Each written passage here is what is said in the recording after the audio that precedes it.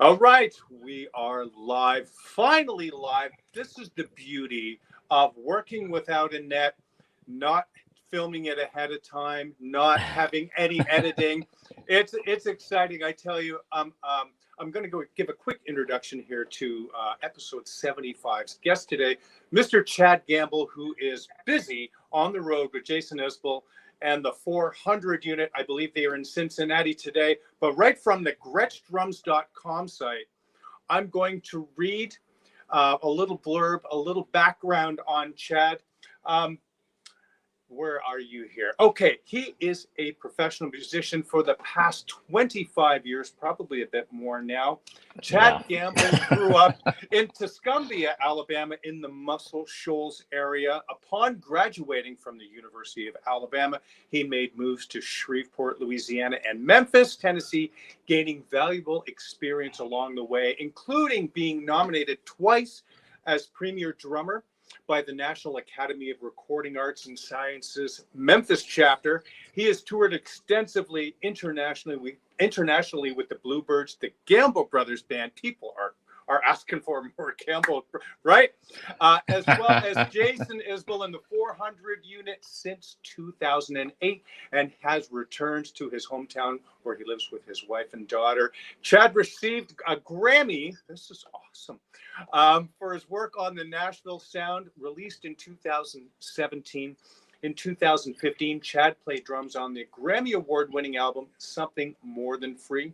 In 2016, he played on the Grammy-nominated song, Mother's Children Have a Hard Time, with the Blind Boys of Alabama. When not on tour, Chad stays busy in Muscle Shoals with recording sessions and teaching lessons. Holy cow. Man, it's so great to meet you, and thanks for taking time out of your day to likewise, yeah.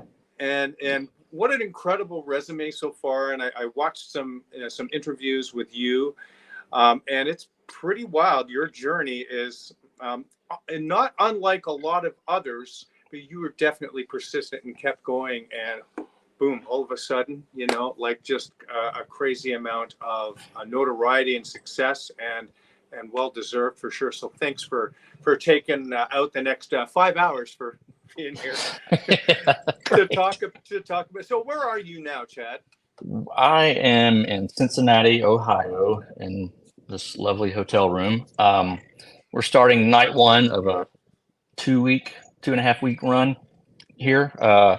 We do 2 nights here in Cincinnati and then move on. But yeah, Cincinnati, Ohio. Incredible. That's almost the South, right? That's kind of like just the border. Dangerously close. Yeah. But it's probably warm, unlike me here, where it's 90 minutes north of Toronto, and it's not warm. Well, it's actually not that warm here today. It's the problem we have in the South around this time of year is it just can't decide, if it wants to be spring or still hang on to winter. And then eventually we just don't have a spring. It just goes straight into, 90 to 100 degrees. And there you go. That's crazy. So you guys are out on the road promoting. Is it the new record that you're promoting, which is out June 9th? It's out June 9th. And so I guess technically we are not promoting it yet, although we have released 2 or 3 songs so far. Yeah. And we will play those, but yeah, technically we're still just kind of winding down the last record, Reunions, that tour. And so after this run, it'll be about 2.5 weeks, and then we'll have about 2 weeks off, and then the premiere of the new record, and off we go. Yeah, I had a look at your tour schedule. Yeah, and that's amazing. It's great to be back working, probably as much as maybe as much as you were pre-pandemic. Would you say? Sure, absolutely. I will never complain about working again, ever. Right. Ever. Yeah. Remember when it was like, oh, I've got another gig. Yeah. Totally. That's awesome. So you grew up. You from? You say it Tuscumbia? Correct. Yep. That is pretty cool. What was the home of Helen Keller? Oh, I didn't know that. Close family. Her house. Yeah, right. Her house is honestly, it's about 2 blocks behind my house. Come Yeah, on. and so yeah, Ivy Green is what it's called. But yeah, That yeah, is pretty incredible. crazy. I Yeah, had no idea. And so you started playing music when you were really young, from what I gathered in some other interviews.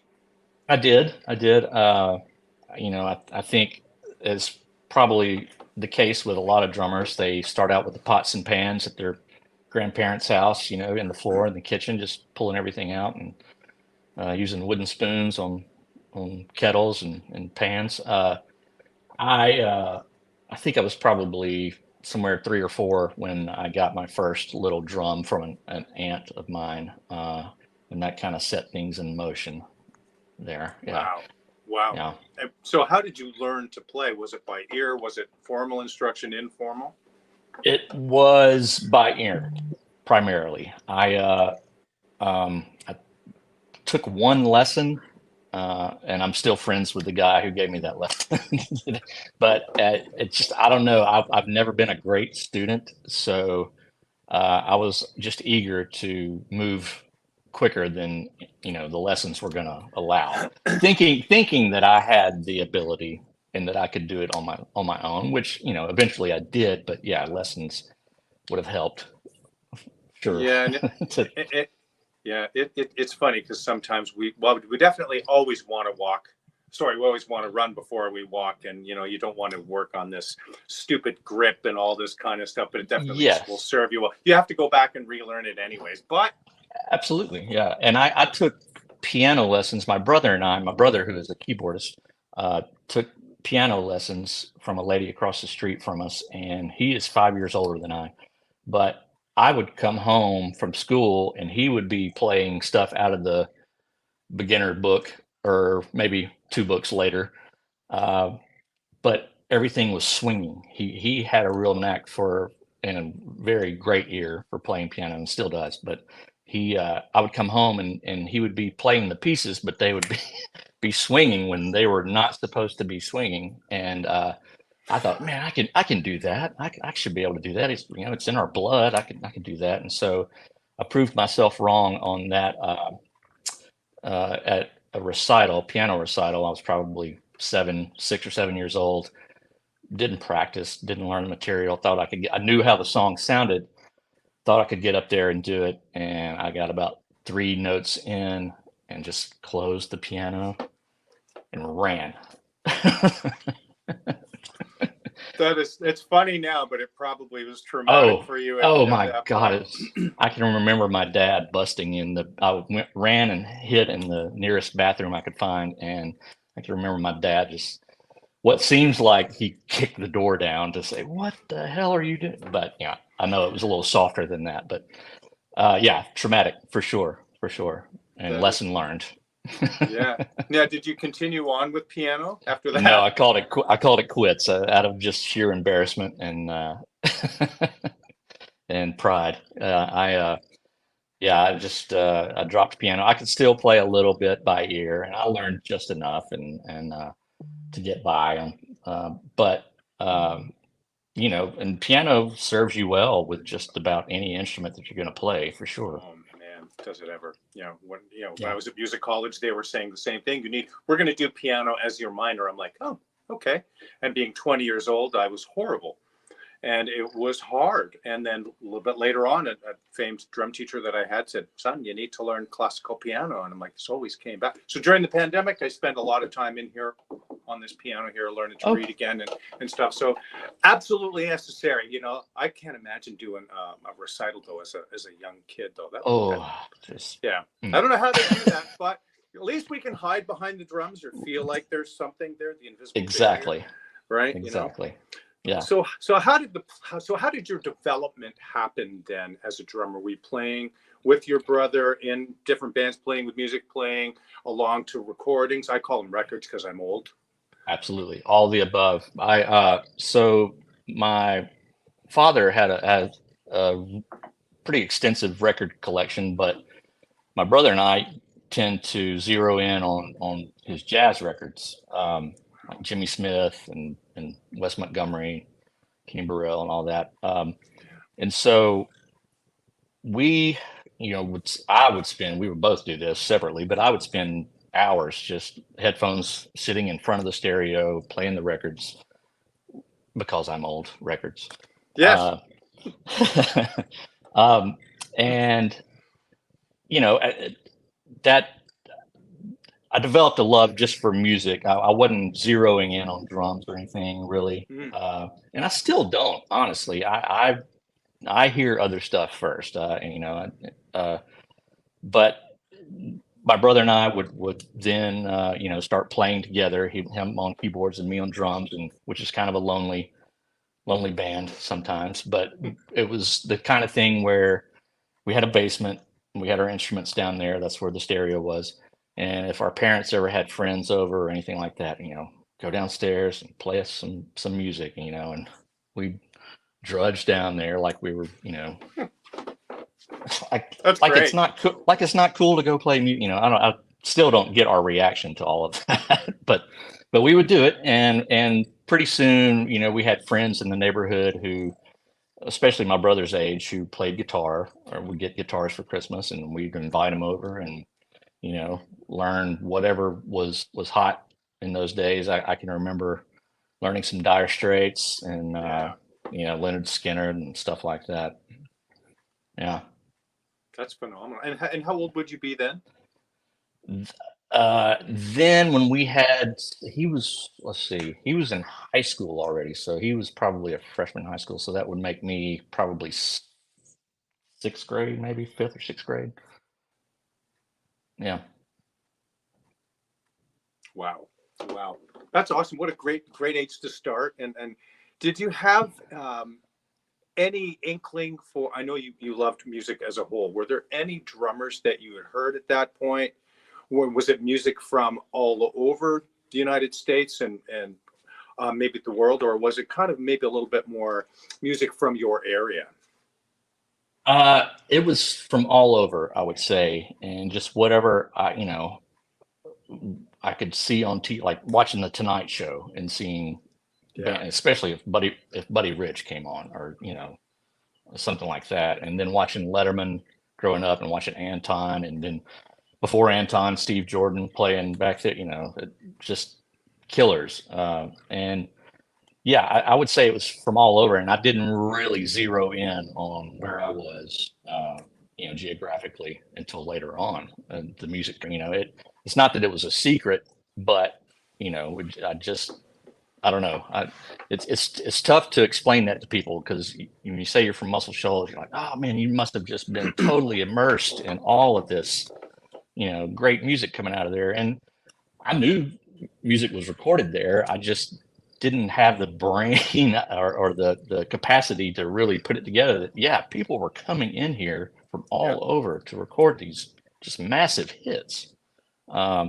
So yeah, I would say it was more on a worldwide, or national scale that I was paying attention. And as far as drummers, like I said, just whatever I could see on TV, and I would, anything I was listening to, and back then we didn't have the ability to just, type out who plays drums on, what. So a lot of it just on as being anonymous, and wouldn't find out who these people were until later on, Yeah. Now you know who played on pretty well anything that you want to find. And if you can't find it out in 30 seconds, we're angry. We're like, what's wrong with this, this stupid thing? How come it's, really? But you should know that it's going to be J.R. Robinson. It's going to be Hal Blaine. It's going to be Jeff Porcaro, Vinny, Chad Campbell. Yeah. Well, sure. Now, I'm just kind of jumping ahead here quickly. What was it like for you hearing yourself on the radio for the first time? Oh, wow. It was pretty wild. And like the very first time, it was probably more on a very local level, radio. But yeah, it was something I aspired to for sure. And I think once my brother and we had a band for a while in Memphis, and that was probably the biggest moment, hearing stuff of ours on the radio and seeing it getting airplay and, in other states and areas that we were traveling to. That was really cool. And, by no means was it, #1 hit or, or anything like that that was being played all the time. But on local public radio, awesome. you know, Yeah. well, still, it's on the radio. It's on the radio. Yeah. I hadn't heard myself on the radio since I had that Mr. Microphone in the 1980s. You know. Oh man, Did you? I remember that. That is hilarious. You would turn to like 92 something on your dial, and you remember the commercial for phone? I do. There was, hey, good looking, we'll be back to pick you up later. The guy's driving by in his car. Just horrible. I haven't thought of that in a long time. That is that. But what a trip it is to hear yourself, or remember even being in the studio for the first time and listening back, and it not totally sucking, and you're like, this is actually, it's kind of that was me. You're kidding. Wow. Yeah, exactly. Let's chronologically move ahead a little bit. So you're playing for your parents, you're playing some local things. What happened that made you decide that you were actually going to be a professional drummer and professional musician? And how did things, develop for you? Again, I'm going to attribute this to my brothers who, University of Alabama at different times, him before me, but he graduated with a degree in international relations, which I think is like possible CIA work or something. I don't know really what, it's kind of broad. But he also was just playing in bands in college, and right out of college, he hopped in with a band called the Bluebirds that I ended up playing with too, down the road. But I started to see that, wow, this could be done. This actually is an attainable profession, somewhat attainable. And he continued to prove that it was. And so by the time I got out of college and playing in college and playing in bars and stuff and helping pay the way, for my college with that, could see that, anything was possible really with it, as long as you were smart about it. And so, he kind of showed me that, man, this might be an actual option, I graduated with a public relations degree, which again, very broad. But I had no idea what I would have done with it. Honestly. It can open some doors having one degree, and you never know, right? So it's absolutely. And early on, anytime I had to get a day job or a side job, that degree, got you in the door, no matter what it was, whether I was selling ads for a phone book or working at a bank for a week. I did that for 3 whole weeks. Oh. Did you really? Oh yeah, it was not fun. It was not. Oh God, it was horrible. Yeah. Like I sold shoes at a department store, and I would have much rather done that than worked at the bank. That's funny. Yeah. Thinking of that, I probably would have too. Oh man, had to wear a tie, dress up, and that's wild. So what happened? So what? You got your degree, and then you were playing with the Bluebirds, and then tell us a little bit more about that.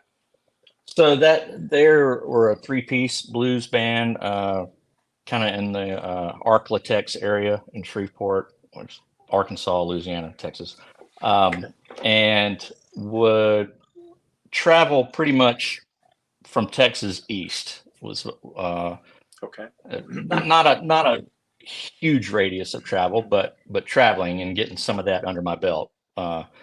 And I did that for just about a year.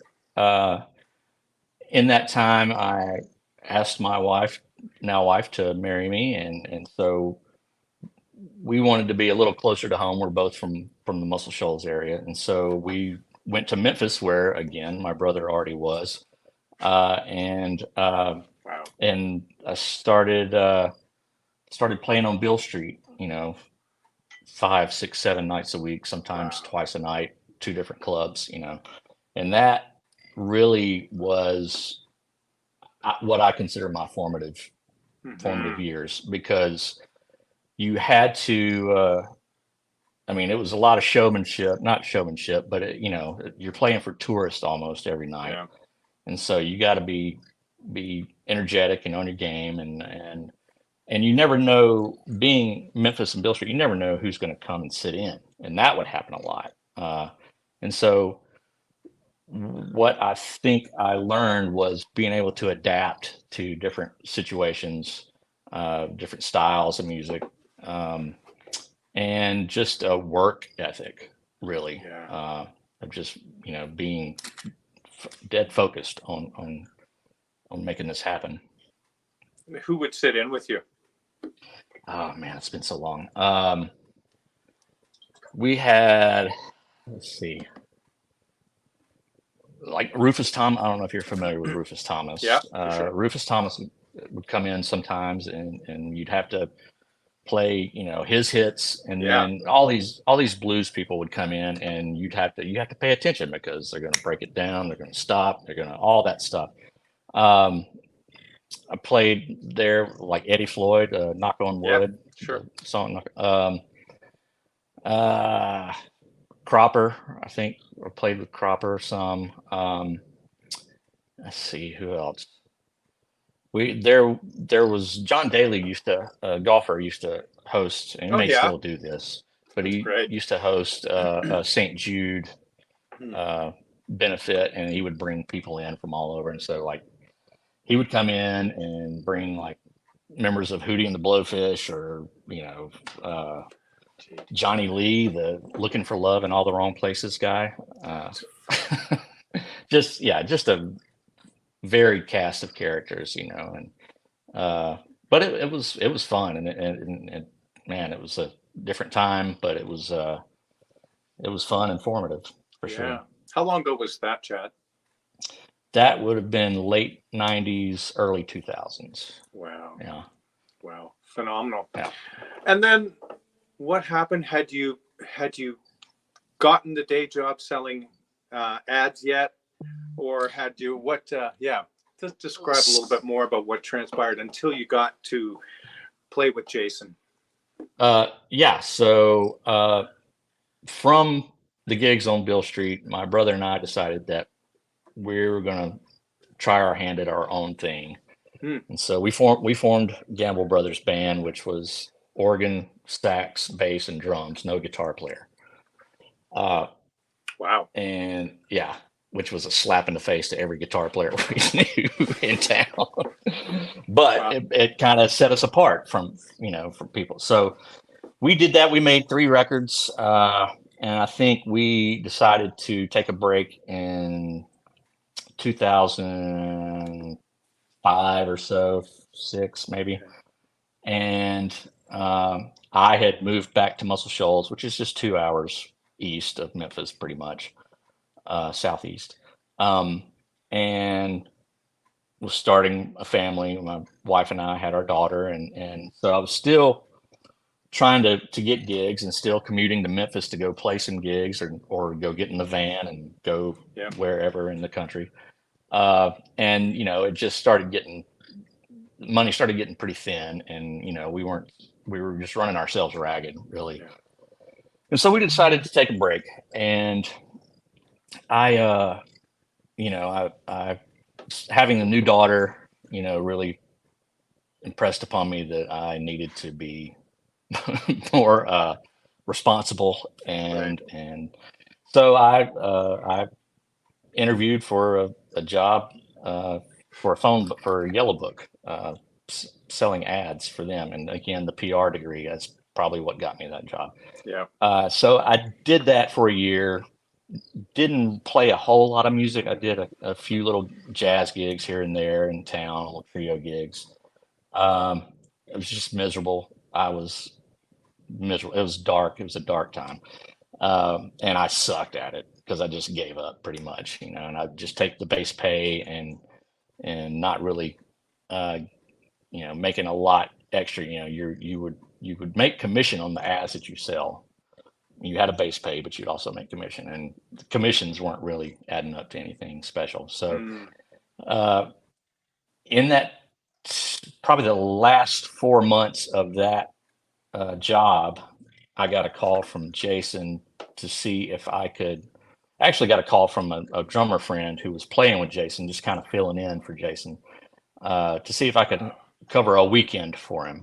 And so I did. And that was May of 2008. And I did the weekend. You know, it was, it was fun. It was great. It was a good. I could see that he already had good crowds. We were playing bars, but it was packed. And so I get home from that weekend and go back to working, and then in October, or no, yeah, October of that year, I'd hit my lowest point with the job, and my wife was like, "Look, I don't want to get a divorce." But, Wow. So if you can find a gig, quit the job.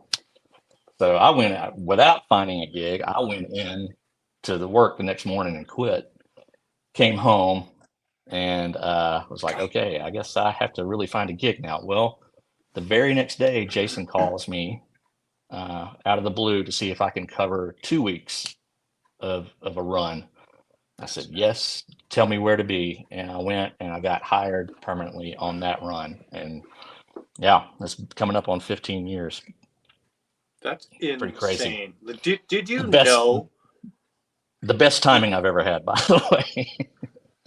I swear that stuff is not an accident. It seems like it's an accident, but I don't think it is. As much as I've been doing this, I don't think that. I think the timing happens.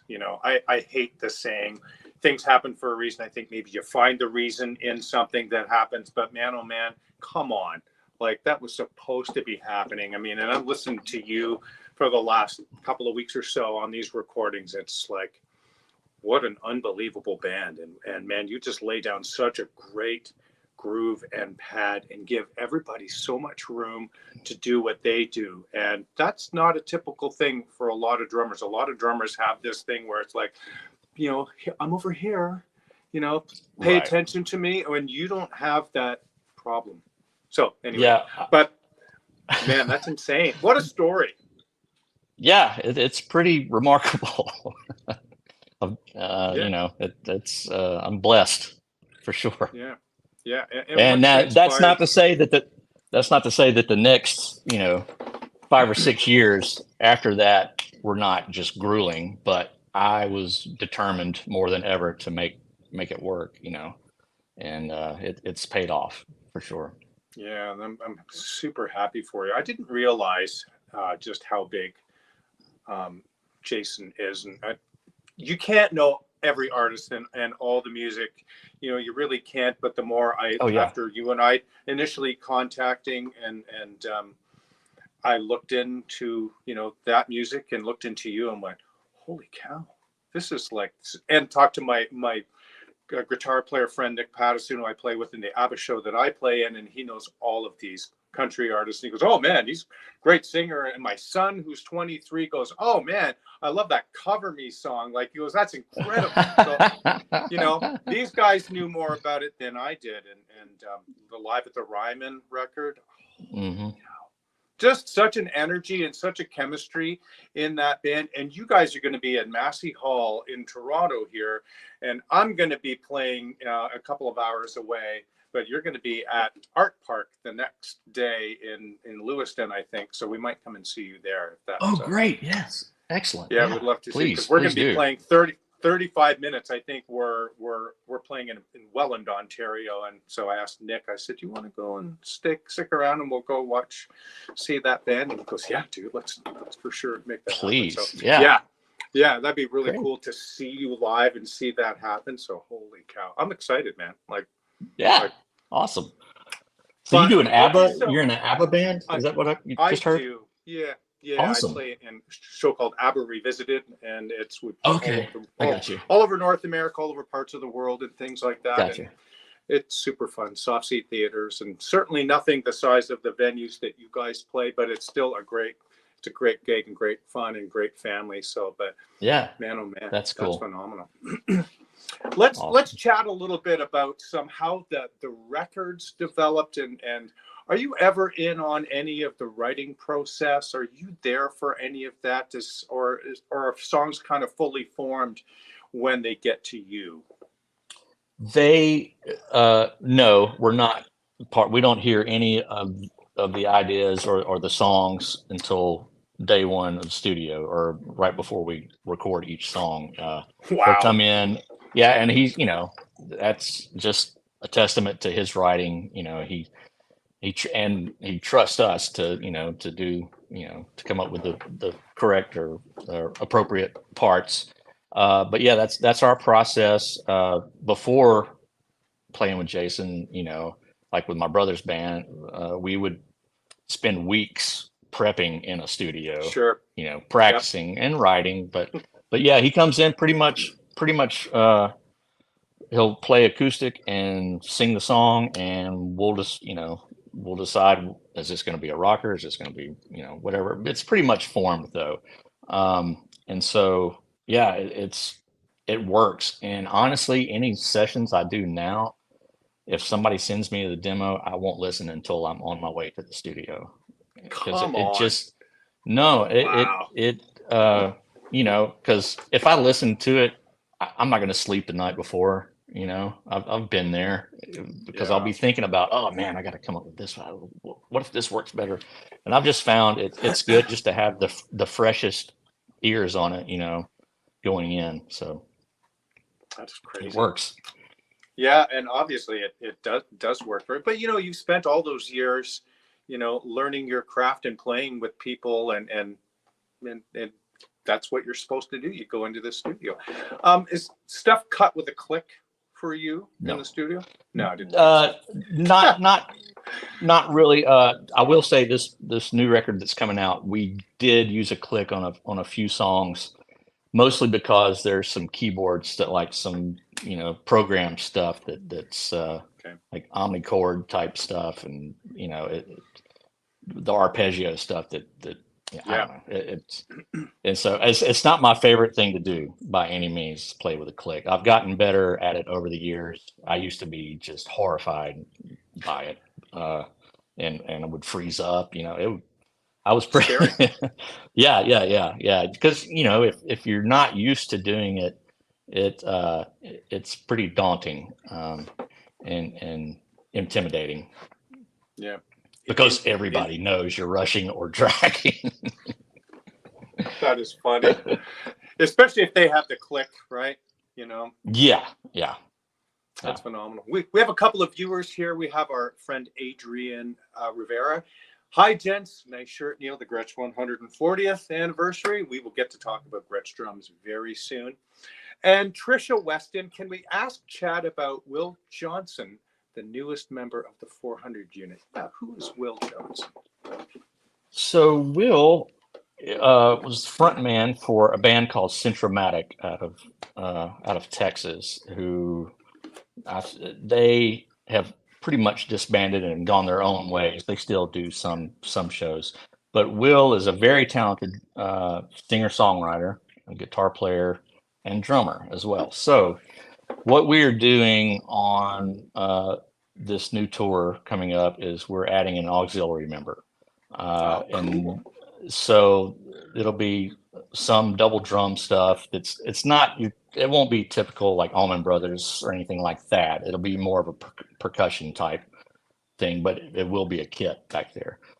There's just some songs coming up on this record that are pretty well served with having the two kits on it. But he'll also be doing some background vocals and guitar. And right now, in the interim, we've brought out Matt Pence, who was the drummer for the band Centromatic, and he's been kind of doing some shows with us, and we're just kind of dipping our toes in and seeing how it's all going to work until Will's able to join us in June. But some keyboards, some guitars, drums, singing. It'll fill it out. I mean, I think it's going to be really cool. Yeah. Wow, that's fantastic. Yeah, that's nothing like having a utility person, really to fill things out, to augment, especially on a vocal. Not that you need any help in the vocal department. Goodness gracious, right, man? Yeah. I had the hair. I was on my way to the gym, and I'm driving to my car, and the hair on the back of my neck is standing up in my arms. When Jason and I'm blanking on Amanda, is it? Amanda, yeah. Yep. Holy cow. Well, just such a great sound. You guys have your own sound for sure. He has his own sound, and it's just, man, I can't wait to see this live. This is going to be awesome. Yeah. It's I'm very proud of the organization that I'm in. I think isn't that great? That's the best thing. You is. make a living and you're proud of your gig rather than rather than you're making a lot of money and you don't really dig it, or your heart's not in it. That's right. That's like punching in 9 to 5. Exactly. But that's phenomenal. Some other folks here on Gretsch artist from Canada here. Mr. Kevin Hume says, "What's up, guys?" My friend Alexic says, "Good afternoon." So this is great. We have some folks tuning in. So let's talk about Gretsch drums, since this is the reason why you and I are here. And why Gretsch drums? How did the relationship begin? What Gretsch drums do you own and play? Why Gretsch drums? I think I started zeroing in on Gretsch like growing up in North Alabama in the 80s, basically. I was born in 74, but really playing in the 80s as a kid, and you wouldn't see Gretsch drums a lot. Back then it was Tama and Pearl, relatively newer companies somewhat, Yep. And so DW, and everybody had those, and I was like, man, I just want to be something. I want something different, something to stand apart from. And of course I did have those Tama kits. I had the Pearl kits. Sure. I still have a really great Pearl kit that I love. But I felt like Gretsch, and again, going back to my childhood and seeing film clips of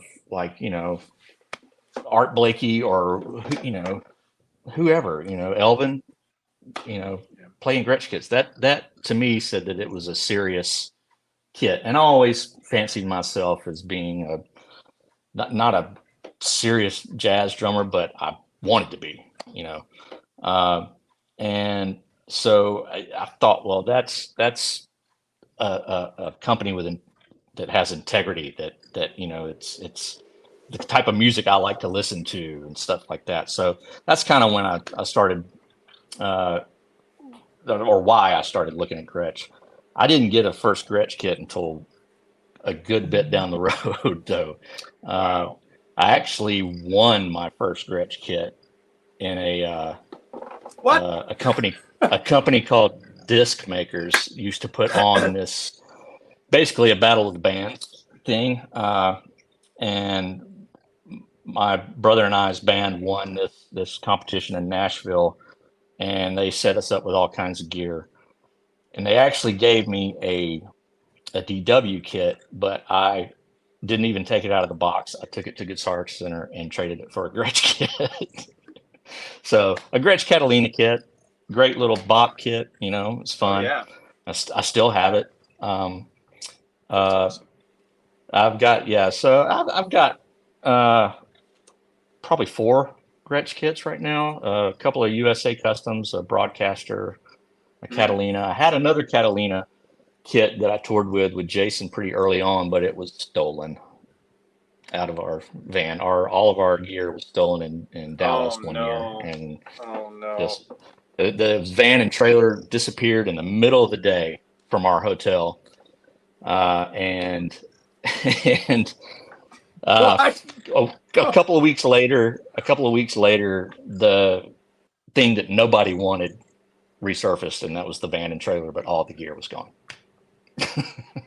Like, we were happy to see the van and trailer go, but all the gear was gone and never recovered. That's unreal. Somebody has some of that gear right now and knows that it's yours. Right. Yeah. That's just Wow. I saw that you have a champagne kit. You got that during 2020, I believe, correct? A little I did. jazz kit? That was in preparation for the tour that didn't happen because of the pandemic. But Right. yeah, I have lately started getting a new kit when we have a new record cycle coming out. So I'll be putting that one away here in a couple of weeks. It'll go back to the house, and got a broadcaster that I just got just Yes. received in vintage pearl, I think is what it's called. It's kind of a yellowish pearl. It's beautiful. Yeah. And so Will and I will have matching kits on stage. I'm excited about it. How did you connect with Gretsch? Did you reach out to Andrew Shreve, or did they reach Yeah. out to you? How did that happen? So yeah, I started back in Memphis in the early 2000s, and I was just sending out, bios and stuff and trying to get called. And so, that didn't happen for, I mean, I've only been with Gretsch probably 6 years now, maybe.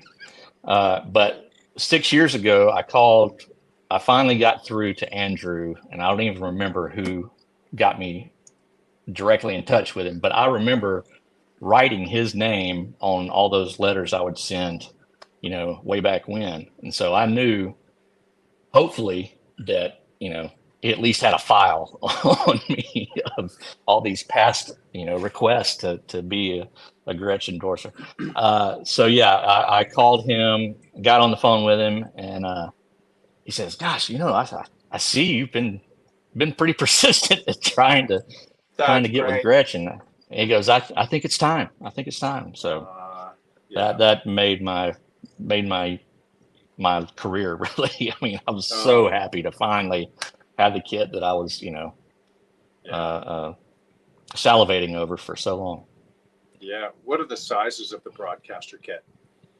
The broadcaster is 20, 13, 16, and then I have an 18 just kind of behind me. It's kind of a concert tom, basically, for the song Cover Me Up is basically why I have it. There's a part in there where kind of a canon type thing. So yeah, 20, 13, 16, 18, and then Will's will be a 24, 13, 16, 18 as well. Why and his 20? Will all be concert toms. Wow. It's always been my favorite size. For some reason, I don't know. I feel like it's versatile enough. It's not an 18, and I don't crank it. It still gets a great low punch. Yeah. But for some reason, I've always been drawn to 20s. Yeah. Same here. That's a 20, and that's a broadcaster, and 10, 12, 16, nice. 20, but a 20 by 16 deep. I wanted a little. Oh, there you go. It's a neat in white glass glitter. It's great. I love 20s. If it's good enough for Phil Collins and Phil Gould, it's good enough for me. Exactly. Yeah. Oh man, that's exciting. So are you playing? You're not playing that kit out yet, are you? No. Not yet. No, still in the champagne kit for another couple of weeks. That's tough. That's a beautiful kit too. I saw a little video you did in the basement, I think, when you got it and playing some cool jazz stuff. Good Lord. Yeah. I wanted to ask you, what is up with that K? Looks like the crash. Is it a crash that's angled away from you? I saw Will Kennedy do that, and I'm like, what is that? What is that? So yeah, it's now it's a K light ride. It used to be a special dark custom 22, but they've since stopped making those. And I was going through them pretty good too. They were pretty susceptible to cracking. But the reason for the angle is because I had played with 22s before in other situations at a normal angle. Can't see my hand at a normal angle. Yeah. But when I started playing with Jason, I was going to be doing a lot more crashing rock style stuff when I first started playing with him. So I was like, man, it's hard to really get in there on some of these crashes. So I tried going just, flat, super flat, and I didn't like that. And then I angled it more. away from me, and that seemed to work better. Definitely for getting the crashes out, but it also kind of opened up some striking options too. Like I don't know, it just works for me. And I've seen That's other neat. drummers do it, and Hmm. I would think that that's probably the same reason. But I see drummers do it with just smaller cymbals, like 16 and 18s. So there's something to it. I don't know. For me, it was uh, just accessible, crash. Yeah, that's interesting because I looked at that and went, hold And I on didn't a want it to second. hit the toms too. It kept it from coming down on the Mm. toms because I set up pretty low. So that was also a reason.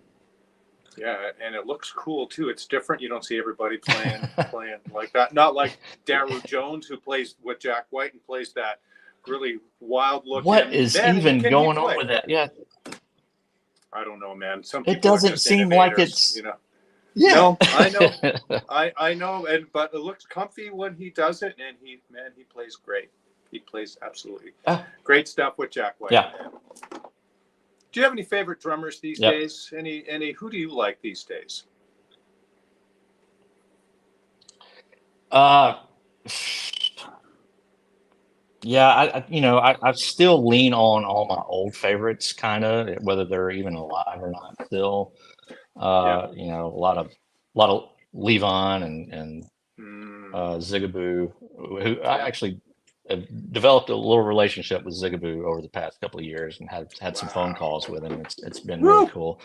Oh, I love Bill Stewart, yes. and of course Stanton. Stanton's always Yeah.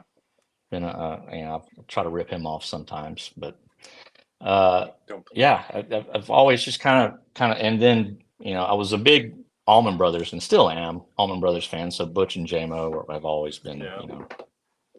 been up there. People that swing, really, it's kind of Yeah. always drawn me in. Mm-hmm. It's amazing. Of being from north of Toronto, when we heard music from your neck of the woods, we were like, that is such a foreign thing that is not native to Canadians up here. We're very proud of Neil Peart and Rush, and but that was a completely different kind of bag where a lot of Americans we found just loved Neil, and it's kind of funny. People are quite often into something that is not from their own area, right? But but Right. but I just love that groove in that pocket. The Roger Hawkins and David Hood. Did you ever come across either of those fellas? Yeah. So Roger, by the time I moved back home, Roger was pretty much hanging it up. He was not in the best of health and not playing a lot anymore. But I had a handful of run-ins with him, and he was always very nice and gracious. David, I actually know a lot better, and he actually lives next door to my mother now. Or so I see him a lot, and I've done sessions with him and gigs with him, and so we're definitely a lot closer than Roger and I were.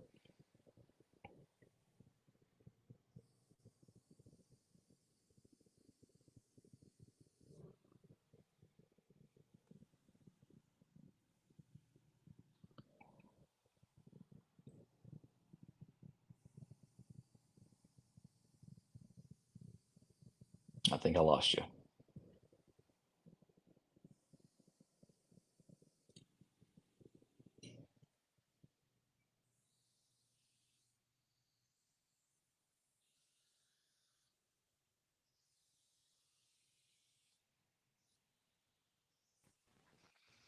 Yeah. Ta-da. There he is. Sorry, I don't know what happened. It's funny. The old internet here. Here we go. Yeah, So you were saying by the time you moved back home, Roger. yeah. Roger had pretty much stopped playing, and honestly, going anywhere.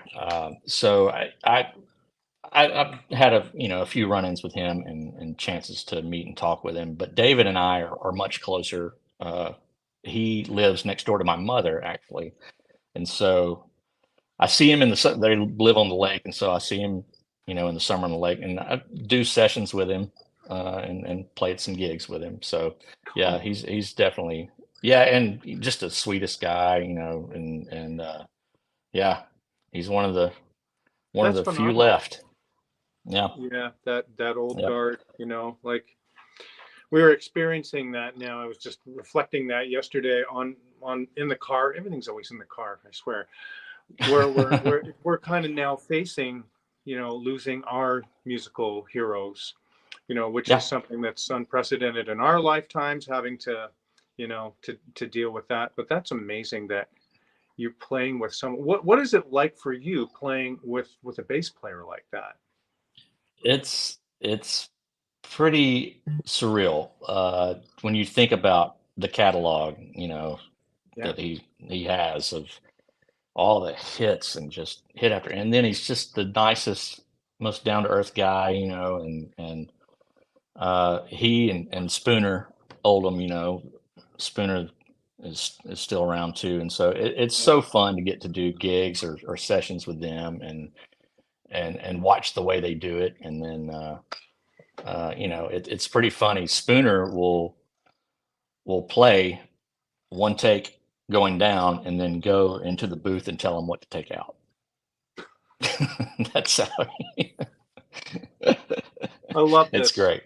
I love this. Yeah, This it's is great. so crazy, man. The stuff you're privy to, you know what I mean? Like that's just fun. And It's pretty, yeah, it's pretty amazing. did you ever think Yep, that would happen? Like, do you pinch yourself sometimes? Yeah. I do for sure. Yeah.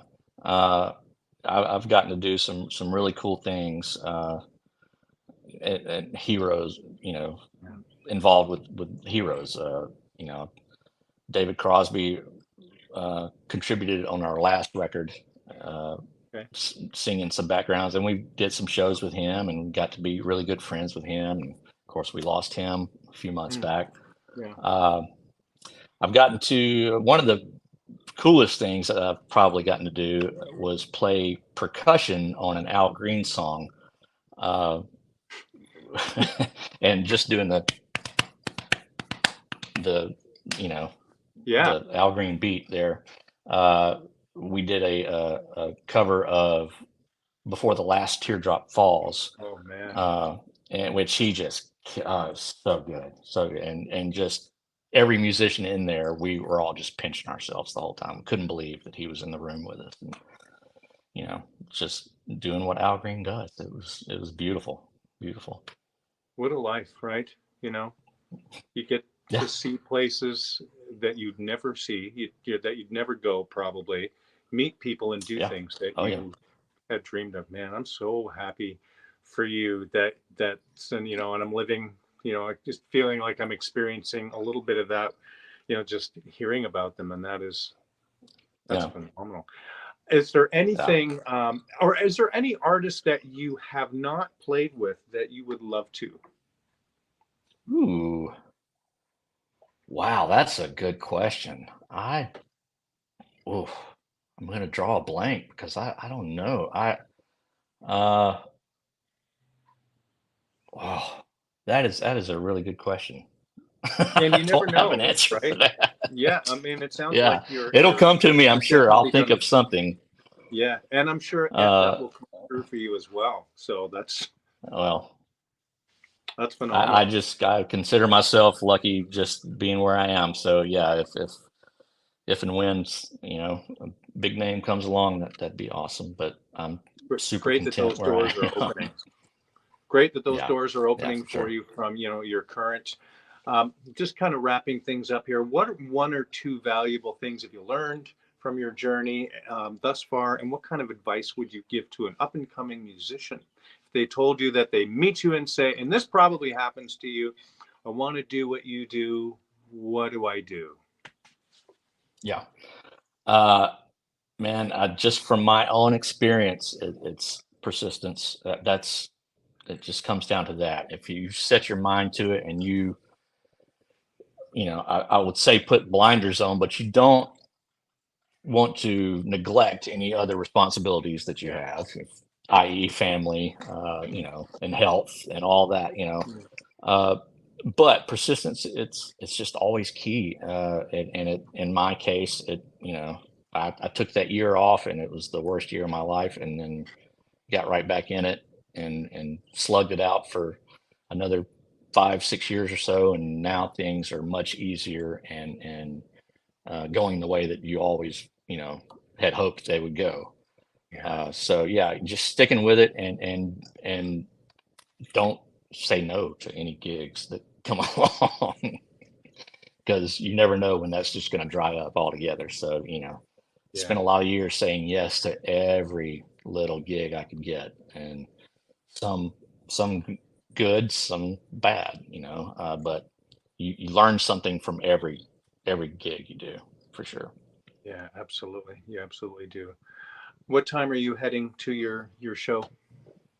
I've got sound check here that I need to start scooting that way. So thank you so much. I'm telling you, appreciate it. Man, thank you. This was great. The technical glitches. Let's keep in touch. Okay. And hope to please. see you when you guys are playing in August, I think it is, right? Is it August that you're? Yeah, I look forward to it. That's a drag. We can't see you at Massey Hall because it's such a great place. It's a cool little theater. Yeah. Oh man. Oh really? Whoa. Yeah. In 90. Okay, I want to hear about that sometime.